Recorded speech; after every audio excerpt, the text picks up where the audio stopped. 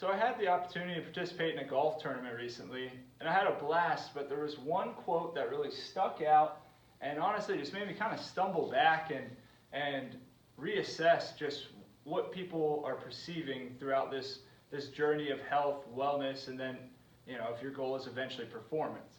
And that quote was, well, I have to work hard early so I can buy back my health later on. And honestly, when it was first said, I kind of chuckled and just kind of sat there in disbelief and tried to wrap my head around such a quote. But it really shed light on what people think and what we feel our trajectory in life is. We have to, hit it hard early. We have to go as hard as we can early. And then hopefully we have enough money at the end. Later on, we can buy back our health toward the end of our life. And this is just such a weird way to go about things. And I think it starts with this process of not thinking we have enough time.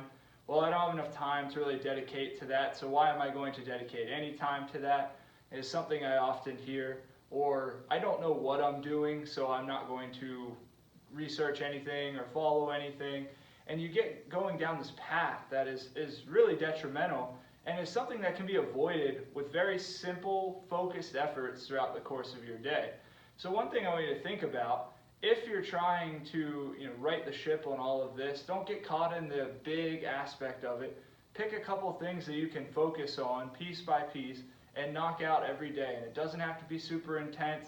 You don't have to get caught in this sort of social realm where you see people doing all these insane things to train.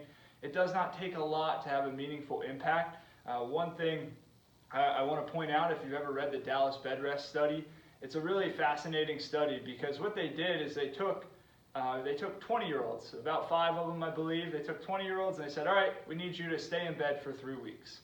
And the guys were all for it. They stayed in bed for 3 weeks and they gained about 20 years of, they moved forward 20 years in their life. So they lost 20 years of their life within that 3-week span. So they went in looking like a 20-year-old and their physiology looked like a 20-year-old. They came out looking like a 40-year-old. And that was just in 3 weeks of acute bed rest, no movement, all that stuff. But then they went on an 8-week program, and all of a sudden, with this fitness and nutrition side, in 8 weeks they were back to their 20-year-old baseline. That didn't stop there, though. They came back when they were 50, so 30 years had passed from the original study, and they found that they had gained some weight.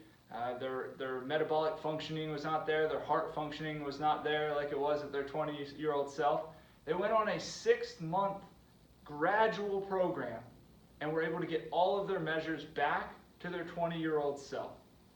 So I want you to keep that in mind. So they're able to get their heart back to pumping at the levels it pumped as a 20-year-old, their conditioning, all of those things, with a 6-month guided program. And it was gradual. It wasn't something intense. It wasn't like they just threw everything at them right away. It was a gradual progression.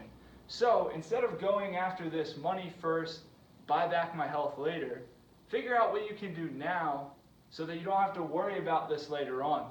And if you take care of those small pieces and focus on your general health, you're going to have more bandwidth to go after performance goals. So if you actually want to go accomplish something in an athletic sphere, or you want to lose weight, physique side of things, whatever it may be, take care of the health component throughout the course of your life so that you have that more room, that more area to go and dig into when it's time to go out and perform.